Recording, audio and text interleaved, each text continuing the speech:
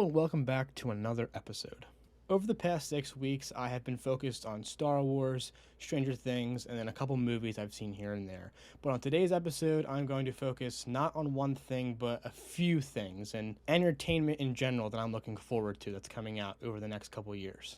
Now, while I'm recording this, the last 2 episodes of Season 4 of Stranger Things have not aired yet, so that's why I'm not going over that in this episode, but I will most likely be giving my review and my opinions on those 2 episodes next week.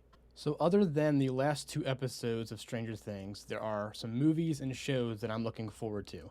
Due to the many entertainment pieces that I'll be talking about in this episode, if you were watching this on YouTube, this video will not contain any images. And to be honest, it just takes a lot longer for me to put those together, and I will still do those in future episodes, but it's a lot quicker for me to record this audio, put it into the episode, and then post it to YouTube, Spotify, and iTunes. And I like to keep the images for more of a centralized topic, like if I'm just talking about just Obi-Wan, or just Stranger Things, or just 2 topics. But this, I'm going over many pieces of entertainment, and it's a lot to put together. But alright, the first movie that I'm extremely excited to see is Thor: Love and Thunder. Apart from what I've seen in the trailer, I don't know too much about the movie. If this is spoilers for you and you consider this to be spoilers, me talking about the trailer, then plug your ears now. But it seems that there is this god killer, which is Christian Bale, and he's going after all of these Norse and Greek gods and all of these powerful beings and eliminate them because he thinks they should not exist. So that is probably the soul of the movie. Natalie Portman's reprising her role as Jane Foster, and she is now kind of Thor, like Mrs. Thor almost. She is now the wielder of Thor's hammer, and I'll just let you know, I tried to say that name at least 6 times while recording this, and I deleted them all because I found out I cannot say that name, but she is now the wielder of that hammer, and they are both Thor within this movie, and it looks like it's going to be a fantastic movie. Now, the same person who directed Thor Ragnarok also directed this movie, which is why I think it's going to be so good. The first 2 Thor movies were more of a serious story, and I'm sure there's still a serious story going within this movie. I mean, Christian Bale is killing off gods, but it looks like there's going to be a comedic story because Thor Ragnarok was very funny, and this seems like it's going to take the same route. I'm hoping it's going to be a great movie. Marvel really doesn't fail too much when it comes to these great superhero movies, but now and again, there's 1 or 2 that aren't as good. In my opinion, I wasn't a huge fan of the first Thor movie. I wasn't a fan of the 2 Hulk movies that came before the MCU, and there's a few in there that just didn't do it for me. I'm not a huge fan of Captain Marvel either. You're probably going to hate me for saying that, but it's true. Other than that, they've had 10 plus years of movies that were just absolutely amazing. All the Avengers movies were great. All of the solo movies for each Avenger were amazing. And now they're making TV shows that aren't that bad. Aside from Thor, there are other movies coming out in the future. There's going to be Black Panther: Wakanda Forever, Ant-Man and the Wasp: Quantumania, Guardians of the Galaxy 3, The Marvels, and possibly a Fantastic Four movie. And I hope they have John Krasinski in it still. I don't see how they couldn't, but they have to. And then there's a couple untitled Marvel films in the future. I'm really excited for Guardians of the Galaxy 3. I always like Ant-Man, so I'm really hoping they bring in the good films like they always have, and I'm just excited for anything Marvel comes out with. Now, I'm still confused on what's going on with Loki. They had that Loki TV show that looked like this was going to change the whole Marvel universe when it comes to timelines and multiverse stuff. Loki came out before Spider-Man and Multiverse of Madness, so this was where the multiverse stuff happened, and they went nowhere with it. I feel like Loki should have been in Multiverse of Madness, but I don't know what they have planned for him yet. That is it for Marvel, and now on to Lord of the Rings. Now, it seems there's only 4 things coming up that revolve around the Middle-earth realm. 2 of them are games, and 2 of them are films. Obviously, there is the Rings of Power coming out in August, which I am still not too excited about. I'm trying my best to be just a little bit excited, but I'm going in with absolutely 0 hopes and expectations, and hopefully it will surprise me and be amazing. I just really don't think that these big companies handle such movies and series with care like Star Wars, they've really done not that good of a job. I mean, the only thing that really came out good with Star Wars was like Rogue One and the Mandalorian series. But other than that, it hasn't been doing too good over the past, 7, 8 years. But with Lord of the Rings is the top of the list for me as far as stories and worlds and all of that. And I'm just really scared to see what they're going to do. Other than that, there is a Lord of the Rings, The War of the Rohirrim anime show. I'm not sure how that's going to go. It's going to be animated. It could be really good. I know that Philippa Boyens, she was one of the directors alongside of Peter Jackson within the filming and production of the Lord of the Rings and Hobbit movies. So she has been with Peter Jackson, so hopefully she brings that whole thought process to the War of the Rohirrim.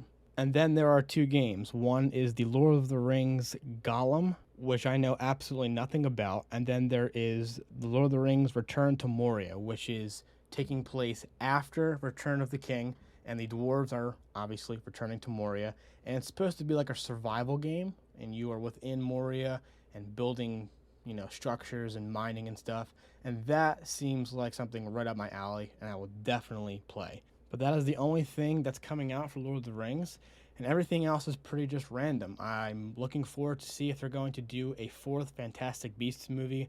I don't think that the third one did very well.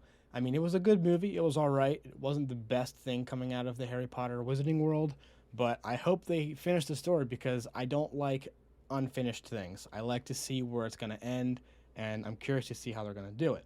Along with that, I've heard there are whispers that they're trying to do a Cursed Child movie with the original Harry Potter cast. I don't know if that's true. If it is, I'm all on board. And there's also going to be a Wizarding World video game coming out where it takes place at Hogwarts in the 1800s.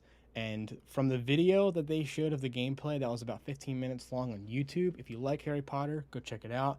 It looks absolutely amazing. The graphics are so real, and I'm going to play the absolute crap out of that game. Now, another rumor for another movie series is that they are actually going to be making a Pirates of the Caribbean 5.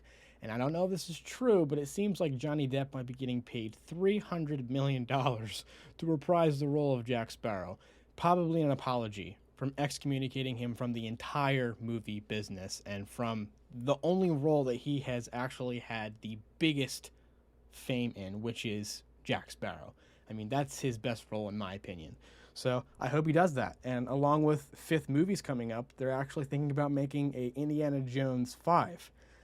I'm curious to see how that's going to go. Harrison Ford is getting on in years, so I'm curious to see how he's going to be running around in a film that's meant for young men. Maybe this is going to be handing the actual Indiana Jones hat over.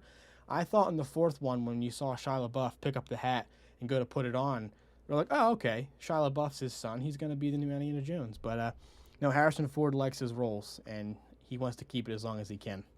And hopefully they won't pull a Force Awakens and kill Indiana Jones off like they killed Han Solo off. What a ripoff.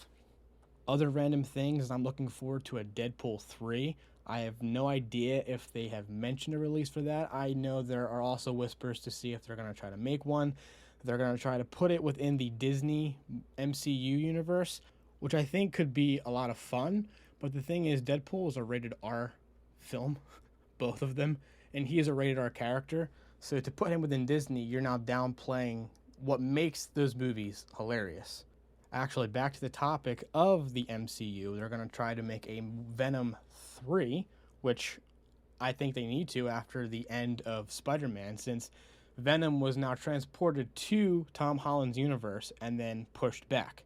But as we all know, or actually some of us nerds know, that the symbiote Venom and other aliens like him have multiversal memory. So he remembers what happened to Venom in Spider-Man 3 with Tobey Maguire, and he remembers all these things. So it's really confusing, but they need to make a Venom 3.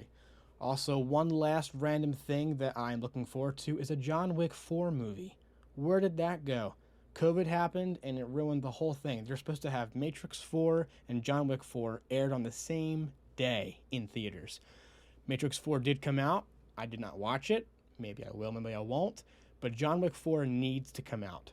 I want to see what happens with that story. I absolutely love John Wick, and I need the fourth film. I need it.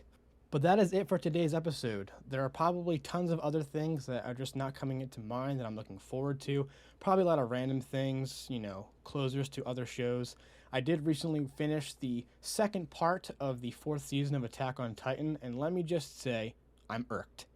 Why would you make 3 parts to a fourth season? Why wouldn't you just make season 4, 5, and 6? Questions I have that will not be answered. But now I have to wait till 2023 to see the actual final season of Attack on Titan that I thought I was getting when I purchased part 2. But that is it for this Mosh Pit episode. It was more along the lines of a filler episode because Stranger Things Part 2 had not come out yet, and I had really nothing to talk about. And since I said a couple weeks ago that I wanted to go over some trailers and some movies I'm looking forward to, I decided to make it a whole episode. Thank you once again for tuning in, and if you're watching this on YouTube, please leave a comment on what you're looking forward to into the future. Please like and subscribe, and I will catch you guys on the next Finklecast.